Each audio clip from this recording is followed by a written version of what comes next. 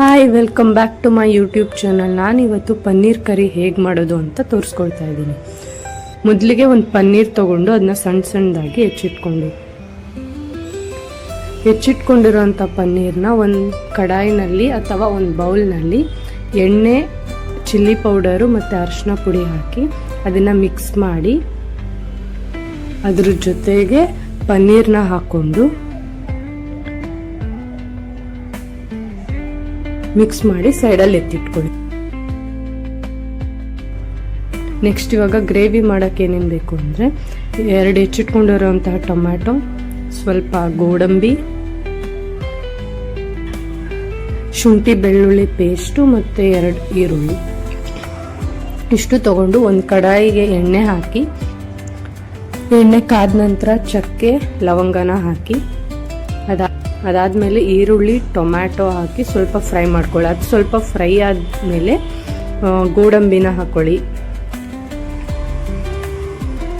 ಗೋಡಂಬಿ ಇದಿಷ್ಟನ್ನು ಹಾಕಿ ಚೆನ್ನಾಗಿ ಫ್ರೈ ಮಾಡ್ಕೊಳ್ಳಿ. ಗೋಲ್ಡನ್ ಕಲರ್ ಬರೋವರೆಗೂ ಫ್ರೈ ಮಾಡಿಕೊಂಡು ಅದಾದಮೇಲೆ ಸ್ಟವ್ ಆಫ್ ಮಾಡಿ ತಣ್ಣಗಾಗಕ್ಕೆ ಬಿಡಿ.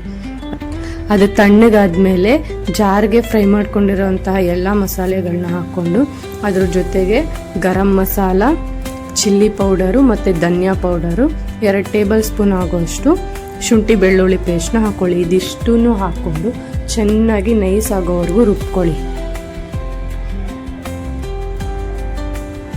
ಈ ರೀತಿ ನೈಸಾಗಿ ಪೇಸ್ಟ್ ಆಗಬೇಕು.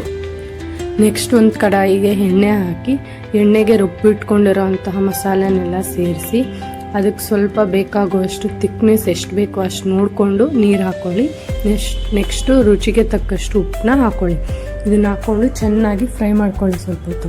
ಆಮೇಲೆ ನೀವು ಮಿಕ್ಸ್ ಮಾಡಿ ಇಟ್ಕೊಂಡಿರೋಂತಹ ಪನ್ನೀರನ್ನ ಸ್ವಲ್ಪ ಲೋ ಫ್ಲೇಮಲ್ಲಿ ಫ್ರೈ ಮಾಡಿಕೊಂಡು ಅದನ್ನು ಈ ಗ್ರೇವಿ ಜೊತೆಗೆ ಆ್ಯಡ್ ಮಾಡಿ.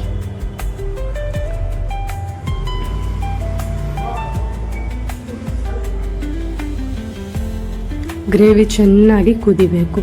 ಇದು ಕುದಿಯೋ ಅಷ್ಟರಲ್ಲಿ ನೀವು ಇನ್ನೊಂದು ಬಾಣಲಿಗೆ ಸ್ವಲ್ಪ ಕಸ್ತೂರಿ ಮೇಥಿನ ಹಾಕ್ಕೊಂಡು ಸ್ವಲ್ಪ ಲೋ ಫ್ಲೇಮಲ್ಲಿ ಇಟ್ಕೊಂಡು ಫ್ರೈ ಮಾಡ್ಕೊಳ್ಳಿ. ಈ ಕಸ್ತೂರಿ ಮೇಥಿನ ಈ ಕರಿ ಜೊತೆಗೆ ಆ್ಯಡ್ ಮಾಡಿ. ಚೆನ್ನಾಗಿ ಕುದೀತಾ ಇದೆ.